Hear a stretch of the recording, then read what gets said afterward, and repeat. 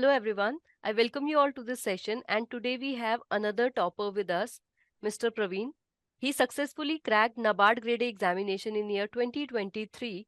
And if you listen to the interview, people talk about things and sometimes they feel like they cannot happen. They are just faking it. But something is different about Praveen. In this interview, you will get to know about his journey. He's very straightforward and he's very practical. Even when he's giving the advice, you all will be listening a lot of practical tips that you can apply while you make your own strategy. So you will get to know about all these things once you listen to this interview. But first, let me welcome Mr. Praveen and congratulations from whole EduTap team and from all our listeners and viewers. Thank you very much, ma'am. I appreciate that, ma'am. Thank you, ma'am. Right. So, if I'll give a brief description and brief introduction of Mr. Praveen. So, he is postgraduate from agriculture and then he prepared for UPSC. Fortunately, unfortunately, he was not able to clear that. But yes, he prepared for NABARD Grade A examination and in 2023, he successfully cracked this examination. So, first, Praveen, I'd like to ask you when we are talking about this journey, since you were preparing from 2019, when a candidate starts his journey, he feels like, okay, I'll be able to crack this examination maybe in 1 year or 2 year. But after a time, they feel like, okay, I don't know, should I go for something else or should I apply? And if I talk about your background is very enriching. You were from agriculture, right? And you had a lot of opportunity, not only in private sector but also in the government sector. You have various state jobs, you have government jobs, you have, in central level we have jobs from ICAR and others. And you also have done your masters in a very lucrative field. So what makes sure ki okay, I should go for NABARD? So what made you choose NABARD Grade A as your goal? Ma'am, first thing that NABARD provides very good facilities and it takes care of its own employees in a better manner. Second thing, kind of a all India service, and we need to work in rural areas as well as for the welfare of the farmers and agriculture. So that gives some logical sense from moving from agriculture graduation to the agriculture career in NABARD career. So that was logical choice, and yes, that made me to choose NABARD as my career choice now. Right. So you actually wanted to work in your own field, in the field you have done your graduation and post graduation. And of course, NABARD is a great opportunity to have. So Yes, when ma'am. we are talking about your journey, everything seems like it was in platter, like you were from agriculture background, you prepared for UPSC. So one might feel like it was very easy for you. Like NABARD, you had nothing to worry about, nothing to deal about. But was it the case? Like NABARD was easy for you, or was it ki no, still have to prepare, I had to see the competition and I had to put in effort? Uh, Ma'am, I will explain from my own experience Sure, that, sure. uh, ma'am, yes, for a person like me who has a background in agriculture plus who also studied UPSC, yes, NABARD can be somewhat easy. Hmm. But for others, the hurdles of NABARD start from prelims itself. Hmm. So that is one thing. Second thing, yes, although I come from agriculture plus UPSC background, it is always a good sign to accept. I studied really hard. I studied day and night. That made me a NABARD grade A officer. That was not like just by luck or something like that. One has to study very hard, whether it could be any banking exam or it can be a UPSC exam. So I studied and I made it. Right. So for all the viewers who are thinking that it was his first success, no. He have cracked many examination, but he is planning to join NABARD Grade A. That is why he is here with us and he is sharing his journey. So while we are talking about this journey of yours, you have appeared in various banking examination also, right? So from your earlier examination that you have attempted, what were the lessons that you directly got to learn, or what were some mistakes that maybe some other candidates who are from maybe agriculture background, but there are some mistakes that a person who think, okay, I know everything, still be making from your experience? First thing, ma'am, throughout my last exams and learning from those exams, first is that one has to work very, very hard. that too in a disciplined manner with a full consistency. That is one thing. For that, one has to have his own internal motivation, Hmm. uh, which makes him to work in a more effective manner. That is one thing. Second, that yes, a good kind of guidance is very much needed. For example, like EduTap, yes, it provides certain good things. So that kind of guidance and mentorship is needed.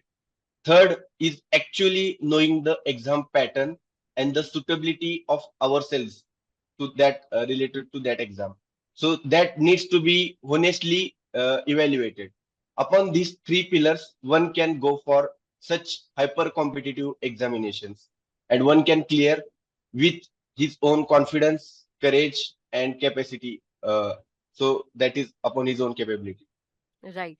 So when we heard other candidates, even the candidates who are preparing for, next year's NABARD Grade A examination, people usually complain that I'm not getting the motivation to prepare for NABARD Grade A examination. From your personal experience, is the motivation driving force that help you to crack examination, or was it something else? Ma'am, yes, motivation was always there because NABARD has acted as RBI's own other organ. So yes, it was a very good organization and the salary perks are really good. That is just one small icing of the career. But the main thing, if one is interested in working for agriculture sector or in rural development sector, then yes, NABARD is the best choice because it has like very good amount of fund and the employees are really happy when I visited the office. So that motivation drive me to go for the NABARD. And for the other people who don't get any motivation, first thing that I want to tell, yes, it has to come from our own internal things. Second thing that after getting into the process, for example, after clearing the prelims, you can get motivated for mains. After getting clearing the mains, you can get motivated for interview. So it's the process. One has to enjoy that process, and then motivation comes in the process also, and also before the process also. Right. So when we are talking about this journey, was there some day where you felt exhausted? That okay, I'm preparing for so long. I don't know, maybe I should look for some other option. Was there any days like those, and how did you deal with those feelings? Yes, there can be some ups and downs for like a normal student life. For me, uh, I was always motivated by myself. So kind of thing that yes, that was the daily routine that I have to get to library by 8 o'clock. Then by 11 p.m. I need to study. Like there is no option at all for me. Hmm. So it was like my hard work consistency that paid me in the long term. Uh, other thing regarding that motivation and that other thing, if one don't have that kind of his motivation or say things, then one should not go for such competitive exam. One can choose private sector also as it is also a lucrative option.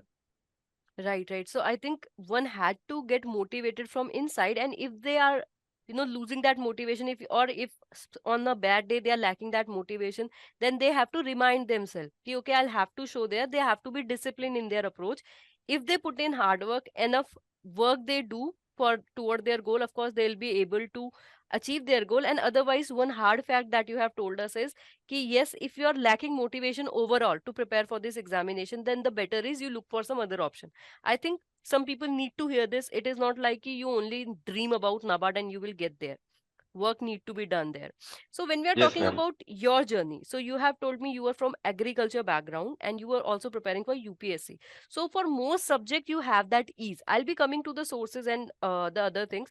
But yes, one thing that I like to ask is, especially the people who are from UPSC background or maybe not from UPSC background, or they are preparing for both these examination, I would like to ask you about the current affair, because there's a myth that if you're preparing for UPSC, current affair are easy for you. So I would like to ask you how much true this myth is, because you have prepared for those examination.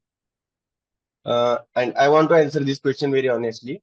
For current affairs, one has to be yes, he has to follow certain class material. For example, it can be like EduTap.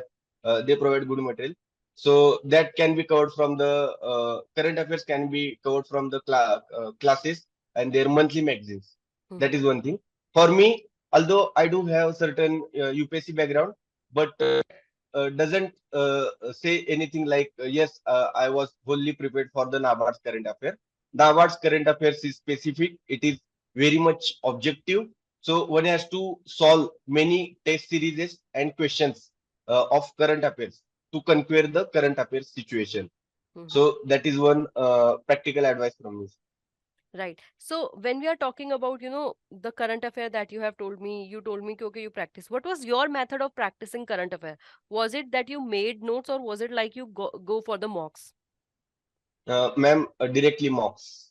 Right. So you rely on the mocks, and I think it's a very practical thing to do. Like if you mark the Yes, answer ma'am. right, you know the answer. If you mark the answer wrong, you don't know the answer, and you need to put in work there. So I think it help you to analyze yourself also and prepare also.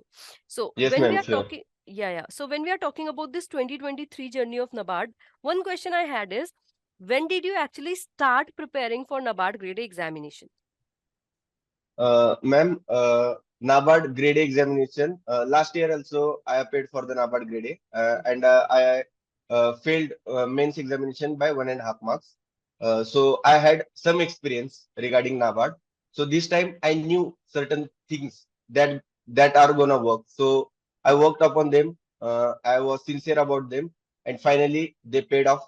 And regarding all stages, I am good at some important things, so I perform very well in those things, and I didn't made my weak things matter anymore. So that was kind of my strategy for the NABARD Grade A. And regarding NABARD Grade A, last year maximum I have studied for like 2.5. Right, right.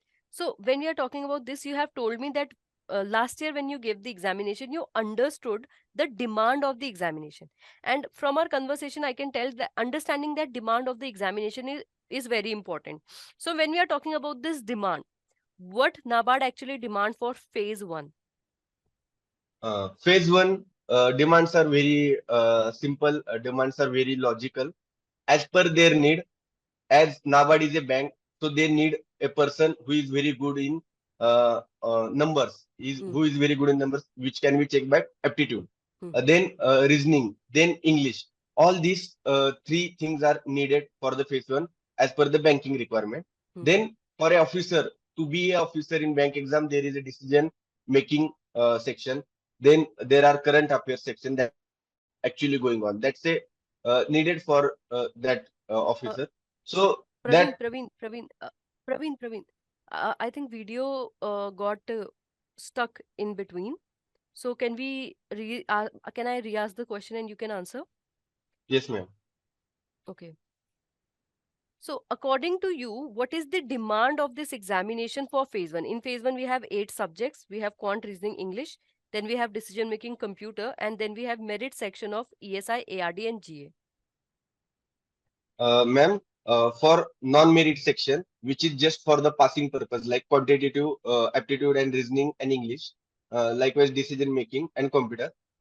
This can be done as per in a objective manner. That Mm-hmm. certain chapters can be done in a very good manner, so that the questions from that chapter can be attempted, and that passing marks can be easily obtained.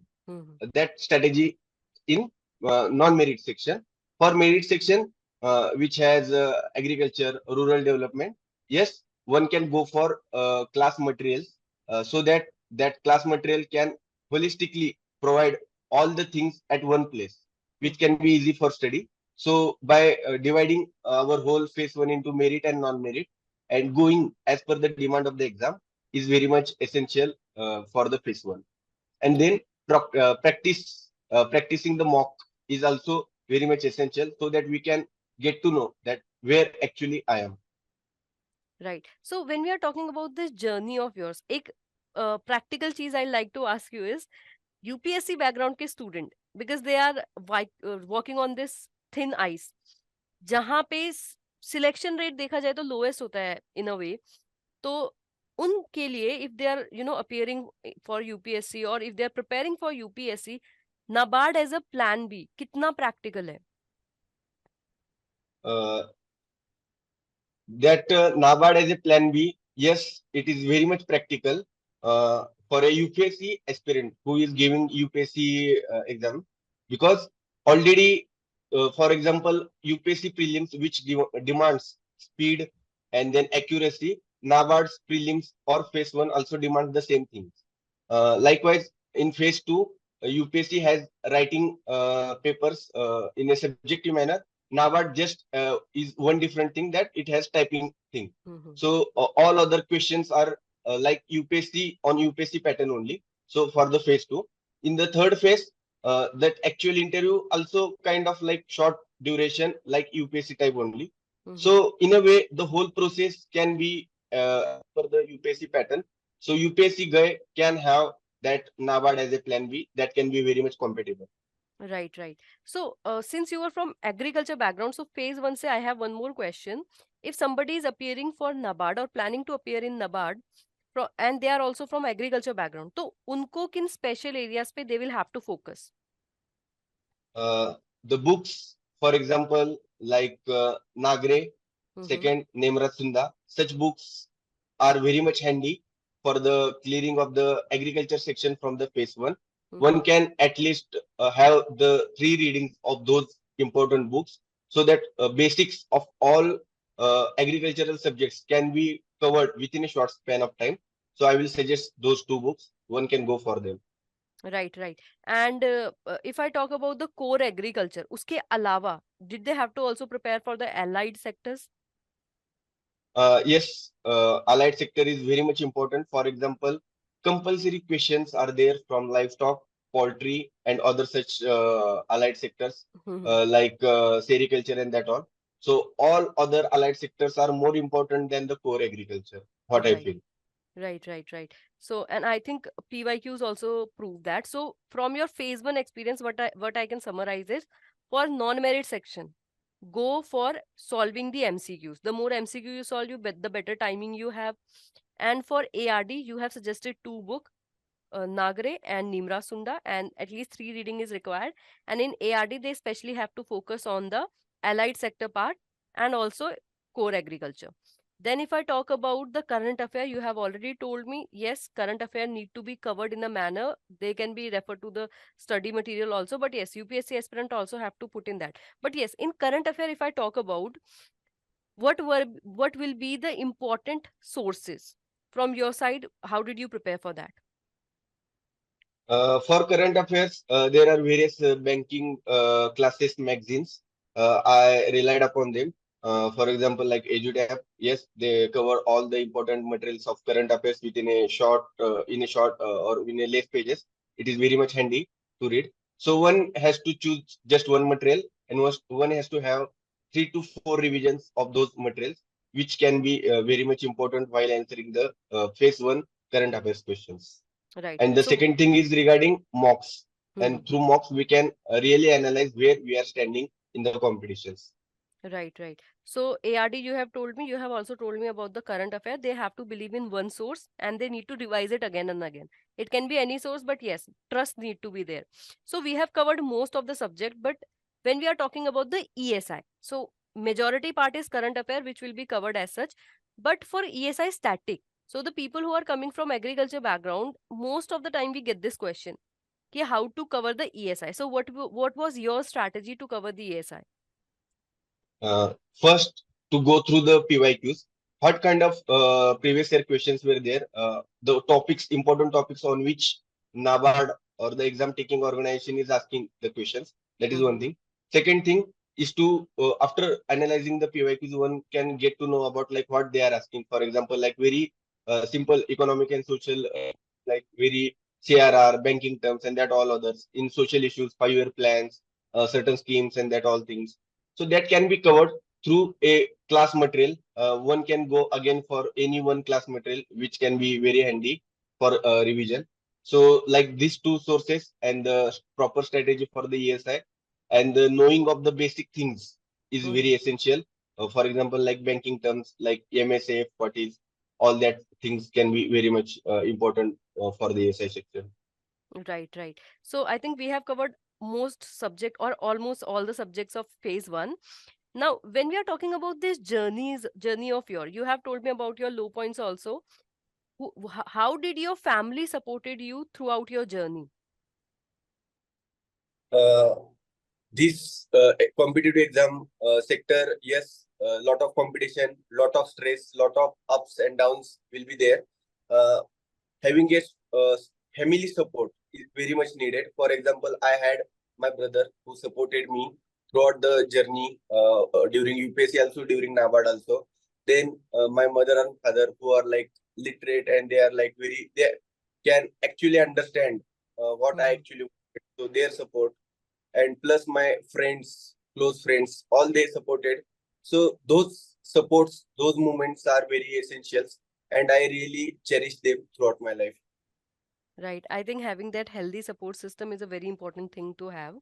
So when we are talking about this journey of your, you are very pragmatic person. So one thing I like to ask is the people who are in this competitive journey, they see their friend getting, in a higher position. You must also have your friends, who achieved a lot of things earlier, maybe in a private sector, maybe in a public sector, in any ways.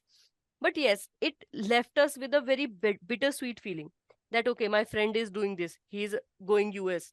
He's, in this much position in company. He have done his own business. These kind of things happen. But when I talk to you, I didn't see that feeling in you. So what is your advice for the people who are watching this interview and dealing with this feeling? How you will console them, and what advice you will like to share in this regard? For this, I want to answer from my own personal experience. Uh, to deal with such things, first of all, we have to understand our journey is different. Everyone's journey is different, and one has to go very hard for his own goal through discipline and consistency. That is one thing. Second thing, while studying, one has to also have certain spirituality or certain philosophical things, so that our logical thinking and other philosophical thinking gets developed in a throughout the process.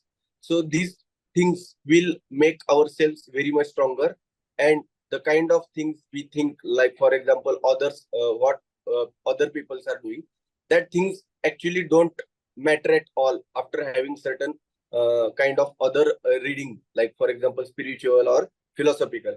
So I can suggest, yes, one can have at least 5% of time spare for such things, so that you can have your own mental health can be very much stronger through that. Right. So I can understand this, that you had a very balanced journey. That, okay, you give time to your own feelings also through spiritual journey, and then you prepared also, and you had that healthy support system of your family also, right? Now, since you were full time preparing for this examination, you didn't join any organization or anything like that. So the people who are, preparing for this examination and they are having this doubt, should I go for a company, like it will provide me financial stability, it will provide me that safety net, or should I only prepare and focus on this one examination that I'm preparing to? So how you can motivate them, and can you just please share your take on this question?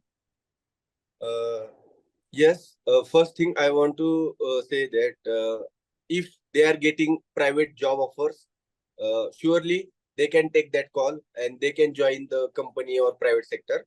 And while doing work, one can have enough time for preparation for the exams like NABARD. For example, daily 4 hours pairing for Mhm. exam preparation is sufficient. So I will say that one can easily balance company hours plus study hours, and one can clear NABARD in a very effective manner, that too studying for like 4 to 5 months. Right, right, right. So if somebody is preparing with a job, they have to start early, they had to start in time, and they have to be consistent with their study hour. Then it will be no problem studying daily 4 to 5 hours. They can crack this examination. So Actually, you have, it can yeah, work in a more better manner, I yeah, think. yeah, yeah. So because they'll be putting more value to it, they'll be more efficient. Ki, okay, I have less time. I have to cover this. I have Yes, to forget all the distraction. yes, ma'am.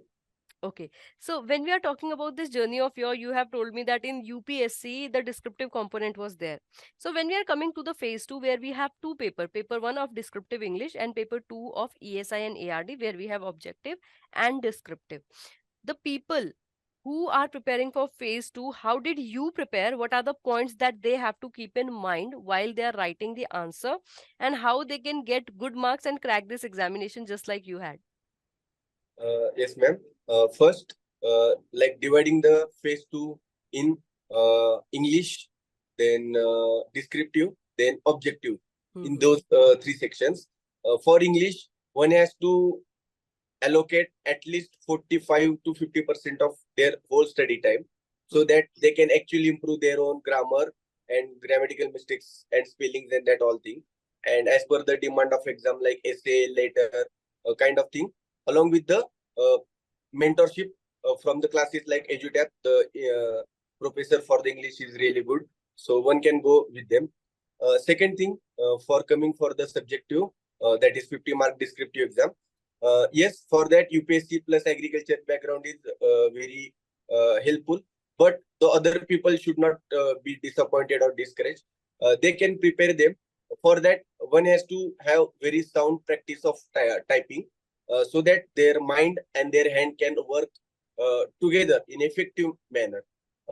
After that, like one should be able to analyze the previous year questions for the descriptive as well as the objective paper of this NABARD phase 2. Uh, Through descriptive, we can able to know that there are certain very important questions or sections that NABARD is asking every year with Mhm. rotation. So one can prepare those very vital, important questions in a very effective manner. Like one can have 10, 20, 30 points regarding those questions, and one can actually go and write in the exam. For objective, one has to solve the more test papers, and one has to have that schemes. EduTap schemes is also very important, so one can get that thing through schemes up for the objective, and revising all those things within that short span of time, along with the continuous practice of mocks plus typing practice, will enable them to crack the phase 2 examination. Right, right. So when you're talking about your journey, what were your sources to prepare first for the descriptive English? For the descriptive English, as I said earlier, the sir from the EduTap, they guided me, that helped me, Mhm. that made me to improve my marks. So practicing the test, that was the whole sole strategy for the English. And did you do same thing for ESIRD descriptive?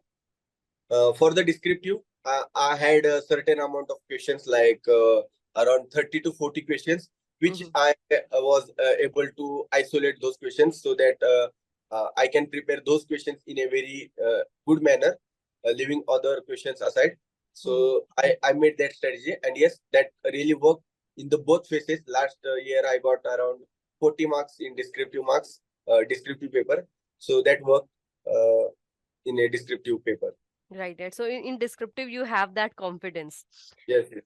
Okay. So when we are talking about your interview journey, first of all, how much anxious you were, from taking the interview?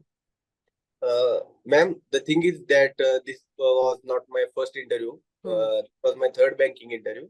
So I was wholly prepared for the my third interview, because through my last experience, I came to know what actually they want and what actually I need to prepare. That I learned from my past interviews. So this time I practiced really hard with my colleague, which gave me certain very good marks and very good results and confidence during the interview process. The board was really cordial, and I'm happy that I was able to answer all the questions of the board members in a effective manner, so that I can satisfy through my answers.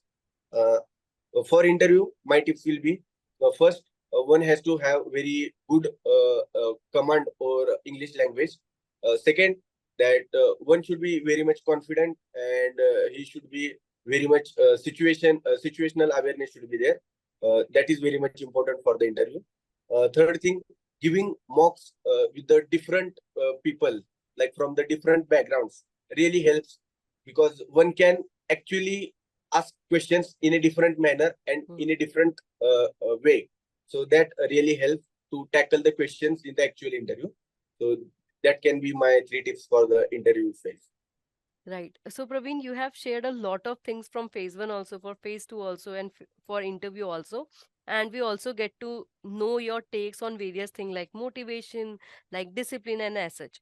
Now, ultimately, if somebody is looking toward NABARD Grade A, maybe 2024 and 2025, what will be your tips for the future aspirants, or what are the errors they can avoid, how they can avoid those errors that will help them prepare in a better manner?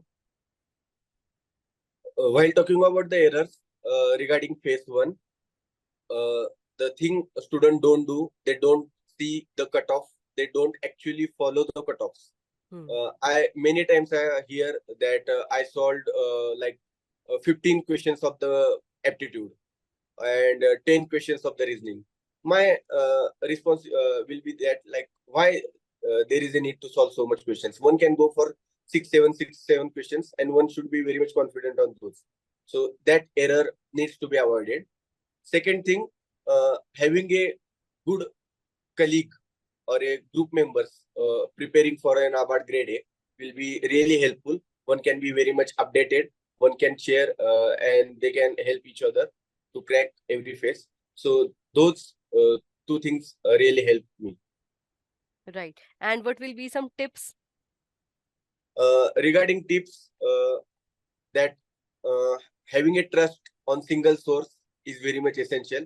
Second, analyzing the PYQs is like sine qua non for the any phase of the NABARD. Third thing, like having proper mentorship and proper test series and classes, that is really very much essential. So through this, one can have his own confidence. Through his confidence and courage and consistency, one can clear NABARD grade exam. And yes, all the best to the future aspirants. They can do really well. If I can do, they can do. That's the simple thing. I think surely our viewers will be able to feel that surge of motivation. And I think last line of it was very important, that from your own experience, if you can do it, anybody can do it. And it will be the motivational line throughout their journey. I hope so. So thank you so much, Praveen, for sharing these important insights on your journey. We are lucky to have you here on our platform. And you gave us this opportunity to celebrate your success with us and our viewers. So thank you so much for that, and I hope our viewers will be able to take lessons from his journey. Whatever he told me, as you have seen, he is very pragmatic person. He have shared all the opinion with very honesty. There was no buttering, and since he is such a pragmatic and very practical person, these tips that he shared with us will prove to be very practical. So thank you so much, Praveen, again, and congratulations again on this success, and I hope you'll be able to achieve great things and you will have great future ahead. Thank you, ma'am. Thank you. Your support was really very much appreciable. Thank you very much, ma'am. Okay.